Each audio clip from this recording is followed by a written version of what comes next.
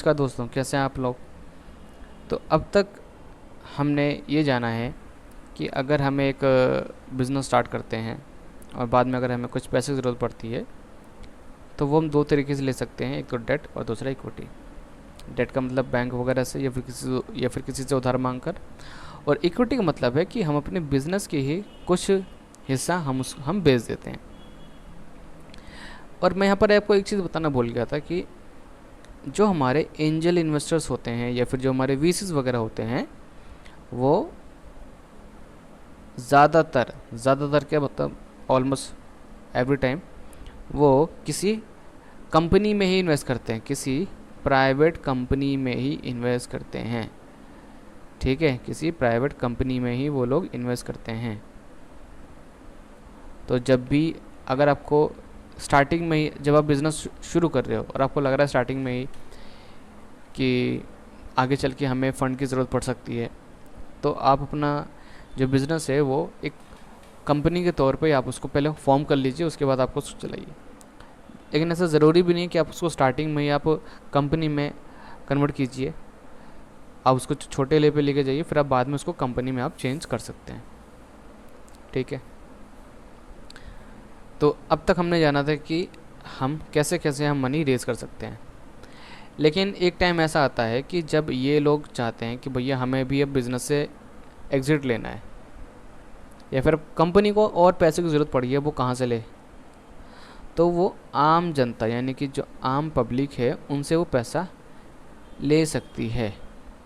ठीक है, लेकिन वो ऐसे नहीं ले सकती, उसको अपना आईपीओ लेकर आना पड़ेगा। आईपीओ के थ्रू ही जो आम जनता है वो आपके बिज़नेस में इन्वेस्टमेंट कर सकती है। तो आईपीओ की फुल फॉर्म होती है इनिशियल पब्लिक ऑफ़र। क्या होती है? इनिशियल पब्लिक ऑफ़र या फिर इनिशियल पब्लिक ऑफरिंग। ठीक है, तो जो आईपीओ का जो पूरा प्रोसेस है अब हम वो जानते हैं। तो सबसे पहले हम ये जानते हैं कि एक कंपनी आईपीओ के लिए फ़ाइल क्यों करती है। तो देखिए, इसके सबसे पहला रीज़न होता है कि उस कंपनी के जो ऑलरेडी जो इन्वेस्टर हैं, जैसे एंजल इन्वेस्टर हो गए या फिर वीसीज हो गए या फिर प्राइवेट इक्विटी फर्म्स हो गए, अब वो चाहते हैं कि आपकी कंपनी से एग्जिट लें। ठीक है, तो वो क्या करती हैं, जब आईपीओ आता है तो आईपीओ में ही अपने वो शेयर आम जनता को बेच देती हैं। ठीक है, तो एक रीज़न यही हो सकता है। दूसरा रीज़न कि जब आप एक स्टार्टअप ओपन करते हो तो कई बार जो एम्प्लॉयज़ होते हैं आप उनको बोनस के तौर पे आप उनको एम्प्लॉय स्टॉक ऑप्शन दे देते हो। मतलब कि आप अपनी कंपनी के जो शेयर हैं आप उनको अलॉट करते हो डिस्काउंट पे। ठीक है, डिस्काउंट पे आप उनको देते हो। ठीक है, तो जब आईपीओ आता है तो उन एम्प्लॉयज़ के पास ये चांस होता है कि अब वो अपने इस स्टॉक को वो बेच सकते हैं। ठीक है, तीसरा है कि देखिए, जब कंपनी स्टॉक मार्केट पे लिस्ट हो जाती है, मतलब कि देखिए, जब कंपनी का आईपीओ आता है तो वो आम जनता से पैसे उठाती है। लेकिन वो कैसे वो ये सारी चीज़ें कैसे करेगी? तो उसे स्टॉक मार्केट पे लिस्ट होना पड़ता है, स्टॉक मार्केट पे उसको लिस्ट होना पड़ता है। ठीक है, तो जो भी कंपनी स्टॉक मार्केट पे लिस्ट होती हैं तो उनके लिए कंपलसरी होता है कि वो अपनी फाइनेंशियल स्टेटमेंट वो सभी के लिए विजुअल रखें। ठीक है, हर कोई इसको रीड कर सकता है। मतलब बहुत सारी ऐसी चीज़ें होती हैं जो कि पब्लिकली ओपन रहती हैं, सारी चीज़ें नहीं। ठीक है, तो इसके अलावा भी और भी बहुत सारे रीज़न हो सकते हैं। अब हम यहाँ पे जानते हैं कि अगर मान लीजिए कंपनी को पैसे की ज़रूरत है कैपेक्स के लिए। कैपेक्स मतलब कैपिटल एक्सपेंडिचर। देखिए, जब बिज़नेस असेट बाय करने पे कोई पैसा खर्च करता है तो उस खर्चे का नाम होता है कैपेक्स यानी कि कैपिटल एक्सपेंडिचर। ठीक है, तो अब मान लेते हैं कि बिज़नेस को असेट बाय करनी है, पैसा उनके पास है नहीं, तो वो क्या कर सकते हैं? तो वो सीरीज़ डी जो फंडिंग है उसके थ्रू वो मनी रेज़ कर सकते हैं। तो सीरीज़ डी में क्या होता है कि हम किसी प्राइवेट इक्विटी फर्म से हम फंड रेज करते हैं, या फिर हम बॉन्ड इशू कर सकते हैं, या फिर हम बैंक के पास जा सकते हैं, ठीक है। और उनमें से एक ऑप्शन होता है आईपीओ, कि हम आईपीओ के लिए हम फाइल कर सकते हैं, ठीक है। तो यहाँ पर हमने कैपेक्स की जो ज़रूरत थी उसको पूरी करने के लिए कंपनी के पास क्या क्या ऑप्शन होते हैं, हमने उसके बारे में जाना। तो कैपेक्स क्या है? कैपेक्स एक तरीके का खर्चा होता है बिजनेस का, जब बिजनेस कोई असेट बाय करता है। अब देखिए, जो हमारी फाइनेंशियल मार्केट है उसको आप दो कैटेगरी में आप डिवाइड कर सकते हो। पहली हमारी प्राइमरी मार्केट और दूसरी हमारी सेकेंडरी मार्केट। तो प्राइमरी मार्केट में आप बोल सकते हो कि जितनी हमारी प्राइवेट कंपनीज हैं वो आती हैं, लेकिन जैसे ही वो स्टॉक मार्केट पे लिस्ट हो जाती है तो हम बोल सकते हैं कि वो जो कंपनी है अब किस में आ गई है, वो सेकेंडरी मार्केट में आ गई है। तो अभी जो हम पढ़ने जा रहे हैं वो है प्राइमरी मार्केट, कि प्राइमरी मार्केट में रहते रहते अब वो कैसे आईपीओ के लिए वो फाइल करेंगी, ठीक है, क्या उसका पूरा प्रोसेस रहेगा। तो देखिए, अगर एक कंपनी को आईपीओ लेकर आना है तो सबसे पहले उसे क्या करना पड़ता है? तो सबसे पहले वो एक मर्चेंट बैंकर वो हायर करती है। अब ये मर्चेंट बैंकर क्या होता है? देखिए, अगर कंपनी को आईपीओ लेकर आना है तो एप्लीकेशन पहले उनको जमा करनी पड़ती है सेबी के पास। अब ये सेबी कौन है? जिस तरीके से हमारे देश की जो बैंकें हैं, उनकी देखरेख कौन करता है? आरबीआई। उसी तरीके से स्टॉक मार्केट की जो देख रेख है वो कौन करता है? SEBI, securities and exchange board of India, securities and exchange board of India, ठीक है। तो सबसे पहले जो कंपनी है वो क्या करती है? वो एक मर्चेंट बैंकर को वो अपॉइंट करती है, ठीक है। क्यों करती है? क्योंकि देखिए, अब कंपनी को आईपीओ लेकर आना है तो उसके बारे में उसको ज़्यादा नॉलेज नहीं है कि उनको क्या क्या चीज़ें उनको करनी पड़ेगी। तो सबसे पहले क्या होता है कि वो सेबी के पास वो पहले अप्लाई करती हैं। सेबी को पहले वो क्या करती हैं कि एक एप्लीकेशन देती हैं, ठीक है। सेबी को पहले वो एक एप्लीकेशन देती है कि हाँ, कि हम एक आईपीओ लेकर आना चाहते हैं। ये हमारी सेबी है, ठीक है। तो ये एप्लीकेशन यहाँ सबमिट की जाती है। तो जब सेबी अप्रूव कर देता है, ठीक है, तो वो कहता है, तो सेबी बोलेगा कि आप अपना जो डीआरएचपी है वो आप तैयार करो। तो डीआरएचपी एक तरीके का डॉक्यूमेंट होता है जिसे हम बोलते हैं ड्राफ्ट रेड हेरिंग प्रोस्पेक्टस। अब इस डॉक्यूमेंट में कंपनी की सारी जो जन्म कुंडली है वो लिखी होती है, कि कब वो कैसे बनी, कैसे उसकी तरक्की हुई, क्या क्या सर्विस वो देती है, उनकी फाइनेंशियल स्टेटमेंट, और कौन कौन सी उनके पास अपॉर्चुनिटी हैं, यानी A to Z जितनी भी इंफॉर्मेशन है आपको डीआरएचपी में मिल जाएगी। अब सेबी के पास डीआरएचपी उनको सबमिट करना पड़ता है, लेकिन पहले अब कंपनी को ज़्यादा नॉलेज नहीं होती कि डीआरएचपी कैसे बनाना है। डीआरएचपी हो गया और भी बहुत सारे ऐसे काम होते हैं। तो उसके लिए क्या करती है? वो मर्चेंट बैंकर को हायर करती है। तो मर्चेंट बैंकर क्या करता है?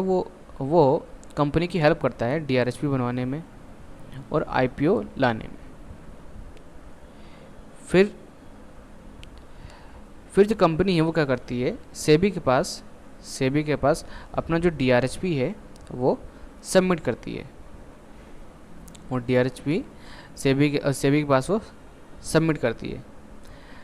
फिर उसके बाद क्या होता है कि जैसे ही सबमिट हो जाता है, फिर कंपनी कई बार अपने जो आईपीओ आ रहा है उसका वो रोड शो भी करती है। रोड शो मतलब एडवर्टीज़मेंट। देखिए, अगर आपको पता नहीं होगा कि किसी कंपनी का आईपीओ आ रहा है तो आप लोग अप्लाई कैसे करोगे? तो बहुत सारी कंपनीज कई बार वो एडवर्टीज़मेंट भी वो लोग करते हैं। और जब भी कोई आईपीओ आता है, ठीक है, तो उसमें एक आपको प्राइस बैंड देखने को मिलता है। आमतौर पे क्या होता है कि शेयर बाज़ार में आप 1 शेयर खरीद सकते हो, 2 शेयर खरीद सकते हो, 3 शेयर, ऐसा होता है। लेकिन जब आईपीओ आता है तो हम 1-2 शेयर नहीं खरीदते, हम एक लॉट खरीदते हैं, लॉट। अब उस लॉट में हो सकता है 100 शेयर हो सकता है 200 शेयर हो सकता है 300, जितने मर्जी। तो हमें लॉट के हिसाब से हमें बोली लगानी पड़ती है, यानी कि बिड लगानी पड़ती है।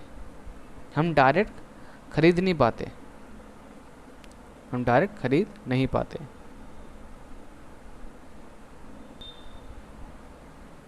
तो डीआरएचपी के बारे में अभी हम और डिटेल में जाएंगे आगे, और जो प्राइस बैंड है उसके बारे में। अब देखिए आईपीओ 2 टाइप का होता है, एक होता है फिक्स्ड, एक होता है बुक बिल्डिंग।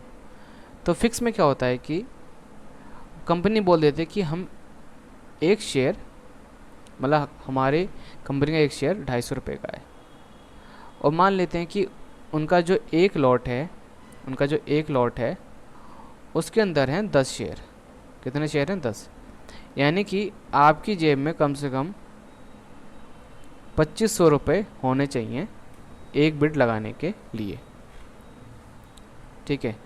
वैसे बिड में तो आप चाहे तो 3 लॉट के लिए आप लगा दें बिड, 4 लॉट के लिए, जितना मर्जी, ठीक है। फिर उसके बाद आईपीओ क्लोज हो जाता है, फिर उसकी लिस्टिंग होती है। अब इसी सीक्वेंस को हम दोबारा से डिटेल में हम समझेंगे। देखिए पहले तो हम समझते हैं कि जब डीआरएचपी जो सेबी को दिया जाता है उसमें क्या क्या चीज़ें होती हैं और क्या वो आपको मिल सकती हैं। तो आंसर है यस, वो आपको मिल जाती हैं। जब भी कंपनी का आईपीओ आता है तो डीआरएचपी जैसे सेबी के पास सबमिट होता है, वहाँ से अप्रूवल मिल जाता है, तो वो डीआरएचपी पब्लिकली अवेलेबल होता है। आप उसको डाउनलोड कर सकते हैं, उसको आप डिटेल में आप पढ़ सकते हैं, ठीक है। अब उस डीआरएचपी में कंपनी की डिटेल्स और कितने शेयर वो इश्यू कर रही हैं और कितना मनी वो रेज़ करेगी, कंपनी की जो फाइनेंशियल स्टेटमेंट है, ठीक है, कंपनी कैसे पैसा कमाती है, कितना उसका खर्चा है, कितना उसके अंदर रिस्क इन्वॉल्व है, कंपनी का मैनेजमेंट कैसा है, उसके बारे में पूरी डिटेल नॉलेज आपको डीआरएचपी से आपको मिल जाती है। तो ये आपको डीआरएचपी आपको समझ में आ गया। फिर आती है बारी अंडरराइट शेयर की। ये टॉपिक मैंने जब हम सीक्वेंस पढ़ रहे थे वहाँ पे मैंने स्किप कर दिया था, क्योंकि वहाँ पर वो आपको थोड़ा सा समझ में नहीं आता। तो अब यहाँ पे समझते हैं। By underwriting shares, merchant bankers essentially agreed to buy all or part of the IPO shares and resell the same to public। तो अंडरराइटिंग में क्या होता है, देखिए जब भी कंपनी का आईपीओ आता है, मान लेते हैं कंपनी आईपीओ में 1 लाख शेयर वो बेचने वाली है, 1 लाख शेयर वो बेचने वाली है। तो कंपनी का जो लॉ है वो ये कहता है कि अगर आईपीओ में, देखिए अब अगर 1 लाख शेयर हैं, ठीक है, तो 1 लाख एप्लीकेशन भी आनी चाहिए। देखिए ज़रूरी नहीं कि जो एप्लीकेशन है वो 1 लाख ही आए। जैसे मान लेते हैं कि एक ही हो सकता है 5 लाख लोग हों जिन्होंने 1 लाख शेयर के लिए उन्होंने अप्लाई करा है। तो 5 लाख अगर लोग हैं तो इसका मतलब 5 लाख एप्लीकेशन आई हो, ठीक है। अब मान लेते हैं देखिए अगर 1 लाख शेयर है और 5 लाख एप्लीकेशन है, तो सिंपल सी बात है कि यहाँ की लोग बहुत ज़्यादा इंटरेस्टेड है शेयर को बाय करने में। लेकिन मान लेते हैं जो एप्लीकेशन है वो आई हैं सिर्फ 80,000 शेयर के लिए, ठीक है, 80,000 शेयर के लिए एप्लीकेशन आई है, 20,000 के लिए नहीं आई। तो उस केस में क्या होगा कि वो आईपीओ वहीं पर रोकना पड़ेगा, और जिन लोगों ने अप्लाई करा था 80,000 शेयर के लिए उनका पैसा उनको वापस मिल जाएगा। ऐसा क्यों? क्योंकि जो लॉ है वो ये कहता है कि जब आईपीओ आएगा तो एटलीस्ट 90% जो शेयर हैं उसके लिए एप्लीकेशन आनी चाहिए। तो यानी कि अगर 1 लाख शेयर हैं तो करीब 90,000 शेयर के लिए एप्लीकेशन आनी चाहिए, और अगर नहीं आई तो फिर वो आईपीओ वहीं पर रुक जाएगा, और जिन जिन लोगों ने अप्लाई करा था आईपीओ के लिए उनका पैसा उनको वापस मिल जाएगा।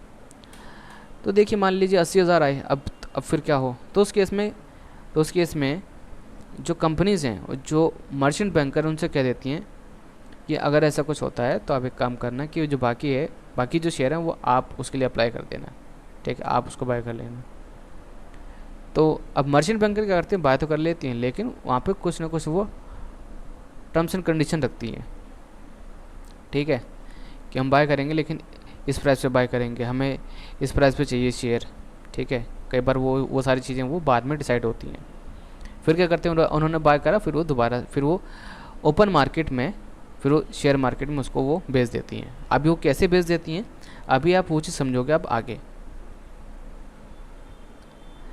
अब देखिए, जब कंपनी का आईपीओ होता है तो आपको क्या क्या चीज़ें आपको देखने को मिलेंगी। देखिए, जैसे यहाँ पर आईआरसीटीसी का आईपीओ आया था। आईआरसीटीसी ने जब आम जनता से मनी रेज करने का उन्होंने सोचा था, तो देखिए आईपीओ उनका ओपन हुआ था 30 सितंबर को, 30 सितंबर 2019 को, ठीक है, और क्लोज़ होने वाला था 3 अक्टूबर को। आमतौर पे क्या होता है कि जो आईपीओ जो होता है वो 3 दिन के लिए ओपन होता है, कई बार वो 4 दिन के लिए भी हो जाता है, ठीक है।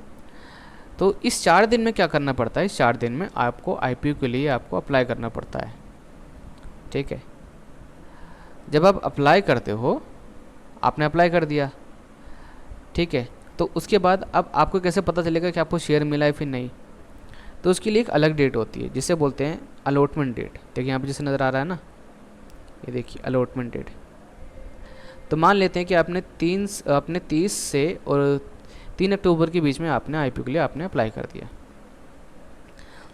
तो 9 तारीख को क्या होगा, 9 तारीख को जो शेयर हैं वो बटेंगे लोगों में।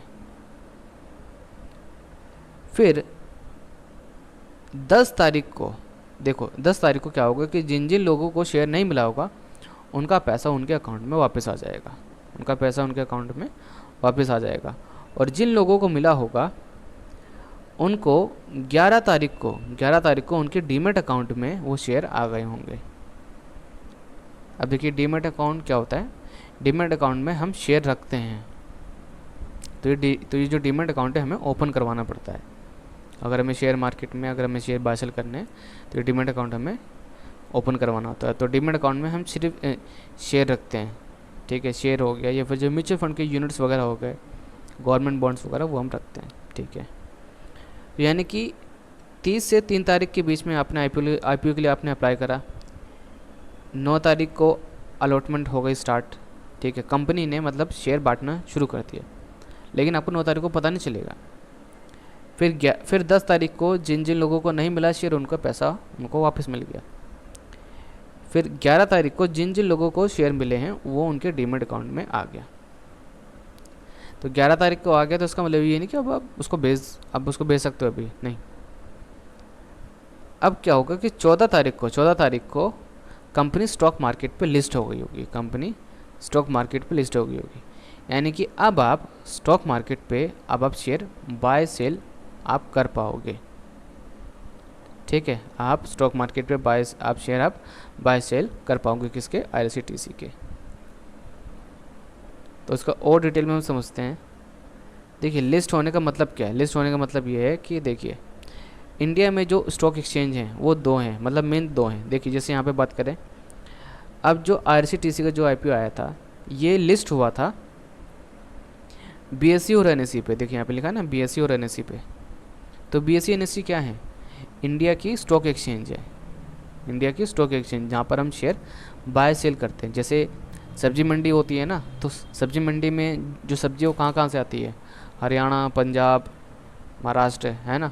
तो उसी तरीके से बीएसई एनएसई पे क्या आती हैं, कंपनीज आती हैं, लिस्ट होती हैं। तो अगर वो लिस्ट हो गई तो मतलब आम जनता फिर उनके शेयर बाय सेल कर पाती है।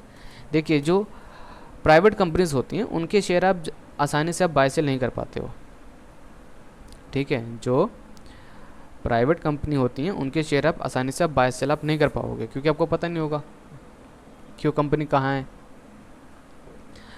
ठीक है। तो स्टॉक एक्सचेंज इसलिए बनाया गया है क्योंकि आम जनता भी पैसा निवेश कर पाए कंपनीज में और उनको बाय सेल उनको कर पाए, ठीक है। तो आमतौर पे जितनी भी कंपनी स्टॉक एक्सचेंज में लिस्ट होती हैं उनको हम बोलते हैं पब्लिक कंपनी। क्या बोलते हैं? Public company. क्यों बोलते हैं? क्योंकि उन कंपनीज में आम जनता का भी पैसा लगा हुआ है। तो 14 तारीख को कंपनी हो गई लिस्ट, ठीक है। तो जब आप अप्लाई कर रहे होगे तो आप क्या क्या चीज़ें देखोगे कि एक लॉट में कितने शेयर हैं। देखिए यहाँ पे एक लॉट में थे 40 शेयर, ठीक है। और टोटल अगर हम इसका साइज़ निकालें तो यानी कि 12,800 रुपये आपकी जेब में होने चाहिए अगर आपको एक लॉट के लिए बिड लगानी है तो आप मिनिमम 12,800 रुपये आपको पैसा लगाना पड़ेगा, ठीक है। और मैक्सिमम हम मतलब जो रिटेल जो इन्वेस्टर होते हैं हम लगा सकते हैं 1,92,000 मैक्सिमम, ठीक है। क्योंकि इसमें भी अलग अलग कैटेगरी होती है पैसा लगाने वालों की, यानी कि जो इन्वेस्टर होते हैं उनकी भी अलग अलग कैटेगरी होती है। जो रिटेल इन्वेस्टर होते हैं उनके लिए मैक्सिमम जो लिमिट है वो 2 लाख रुपीज़ है। 2 लाख मतलब वही मान लो अराउंड 2 लाख। तो यानी कि आपने मिनिमम लगाया होगा 12,800 रुपये, ठीक है। और आईपीओ प्राइस था हमारा 315 से 320 के बीच। तो मतलब आप जो बिडिंग है वो ऐसे लगा सकते हो कि एक लॉट के लिए आपने बिडिंग लगा दी 315 पे। जैसे होता है ना कि वो बोली लगती है, आपने देखा हो मूवी वगैरह में कि सामने वाला बोलता है कि हाँ कि ये जो कार है आप कितने में खरीदना चाहोगे। आप बोलोगे 50,000, फिर वो बोलेगा 50,000 एक, 50,000 तो अब सकता कोई और आ जाए, फिर वो बोले कि नहीं मैं इसको 60,000 में ख़रीदूँगा। तो यहाँ पर भी आप बोली लगा रहे हो, ठीक है। तो अगर आपने 320 रुपये की अगर आपने बिड लगाई है तो उसे बोलते हैं कट ऑफ प्राइस, ठीक है। क्या बोलते हैं उसको? Cut off price. तो यहाँ पर जो कट ऑफ प्राइस है वो कितना है? 320। आप 317 भी आप लगा सकते हो, 318 पे भी। तो जिस प्राइस पे बोली सबसे ज़्यादा लगी होगी उसी प्राइस पर जो शेयर हैं वो उसकी अलॉटमेंट होगी, ठीक है। अब आगे बढ़ते हैं। तो जैसे कि हमने बात करा था कि जो आईपीओ होते हैं वो 2 टाइप के होते हैं। एक होते हैं फिक्स्ड, एक होता है बुक बिल्ड इशू, ठीक है। तो फिक्स्ड में क्या होता है कि प्राइस फिक्स होता है। जैसे मान लेते हैं अगर सिर्फ 315 होता तो हम बोल सकते हैं कि हाँ कि जो इस आईपीओ का टाइप था फिक्स्ड, ठीक है। लेकिन यहाँ पे बुक बिल्ड में क्या होता है कि आपको एक प्राइस रेंज आपको दे दी जाता है 315 से जैसे 320, 400 से 410, 405 इस तरीके से। तो अब आपको ये समझ में आ गया होगा कि किस तरीके से आपको ये जो आईपीओ डिटेल है वो देखनी है। अब आईपीओ में कुछ ऐसे वर्ड होते हैं जो आपको सुनने को मिलते हैं, जैसे कि अंडर सब्सक्रिप्शन। तो इसका मतलब क्या है? तो इसका मतलब ये है कि अब हो सकता है कि कंपनी जो है वो 2 लाख शेयर वो इशू करना चाहती है, मतलब वो 2 लाख शेयर वो बेचना चाहती है, ठीक है ना। लेकिन एप्लीकेशन आ गई सिर्फ 1,80,000 के लिए। कितने के लिए? 1,80,000 के लिए। मतलब पूरी के लिए जो 2 लाख शेयर थे उसके लिए आई ही नहीं, उससे कम आई है। तो इस केस को हम बोलते हैं अंडर सब्सक्रिप्शन, यानी कि सारे जो शेयर हैं वो सब्सक्राइब ही नहीं हुए, ठीक है। ओवर सब्सक्रिप्शन का मतलब क्या है कि शेयर तो वो बेचना चाहती है 2 लाख, लेकिन एप्लीकेशन कितने के लिए आ गई? 3,50,000 के लिए। तो इसे बोलते हैं ओवरलोड हो जाना, ठीक है।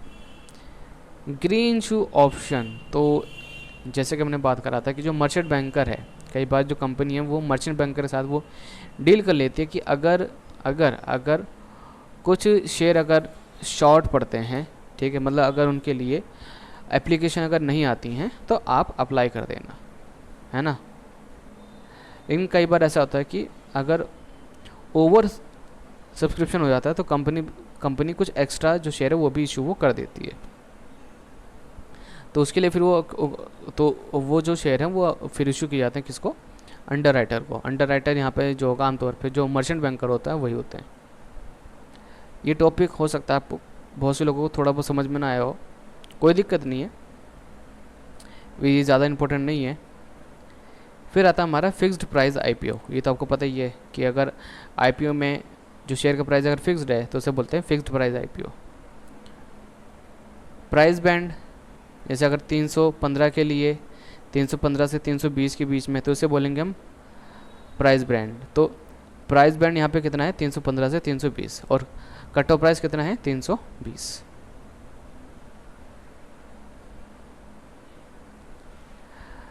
और अब डीमेट अकाउंट और ट्रेडिंग अकाउंट, थोड़ा सा इसको भी हम समझ लेते हैं। देखिए, जब भी अगर आपको आईपीओ के लिए आपको अप्लाई करना है या फिर आपको शेयर बाय सेल करना है, तो आपको ये 2 अकाउंट आपको खुलवाना ज़रूरी होता है, डीमेट अकाउंट और ट्रेडिंग अकाउंट। तो इनके लिए आपको डॉक्यूमेंट्स क्या क्या चाहिए, तो वो आधार कार्ड, पैन कार्ड, ठीक है। तो ये डॉक्यूमेंट्स ये होते हैं और आपका डीमेट अकाउंट और जो ट्रेडिंग अकाउंट है वो आपका ओपन हो जाता है। फिर आप उसकी मदद से आप आईपीओ के लिए आप अप्लाई कर सकते हैं और शेयर आप बाय सेल कर सकते हैं। अब इसके बारे में हम डिटेल में पढ़ेंगे आगे आने वाली जो वीडियोज़ होगी उसमें, अभी तो आप बस इतना समझ लीजिए, ठीक है। आगे आने वाली जो वीडियोज़ होगी मैं उसमें आपको डीप में बताऊँगा कि डीमेट और जो ट्रेडिंग अकाउंट है आप कैसे खुलवा सकते हैं, और अगर आपको खुलवाना है तो आपको किन किन बातों का आपको ध्यान रखना है, और अगर आपको बंद करवाना है तो आप कैसे अपना डीमेट और जो ट्रेडिंग अकाउंट है आप उसको। तो अब आते हैं हमारे स्टार्टिंग के क्वेश्चन पे, व्हाट इज़ स्टॉक मार्केट। तो स्टॉक मार्केट क्या है, स्टॉक मार्केट एक जगह है जिसके थ्रू हम बिज़नेस में इन्वेस्ट कर सकते हैं। स्टॉक मार्केट क्या है, एक ऐसी जगह है जिसके थ्रू हम बिज़नेस में इन्वेस्ट कर सकते हैं, लेकिन सिर्फ उसी बिज़नेस में जो कि स्टॉक मार्केट पे लिस्ट है। तो इंडिया में जो मेन जो स्टॉक मार्केट हैं वो 2 हैं, एनएसई और बीएसई। एनएसई की full form national stock exchange और बीएसई की full form Bombay stock exchange. तो अगर हमें शेयर बाय सेल करना है तो हमें यहाँ पर जाना नहीं पड़ेगा, आजकल सारा काम ऑनलाइन होता है। और ये कहाँ पर है, तो ये मुंबई में है, ठीक है। इन दोनों में से जो सबसे पुराना है वो है बीएसई। वो कौन सा है, बीएसई। तो चलिए फिर मिलते हैं हमारी नेक्स्ट वीडियो में। अगर आपको हमारी वीडियो पसंद आई है तो हमारी इस वीडियो को करें लाइक, और अगर आप हमारे इस यूट्यूब चैनल पर नए हैं तो हमारे इस यूट्यूब चैनल को करें सब्सक्राइब।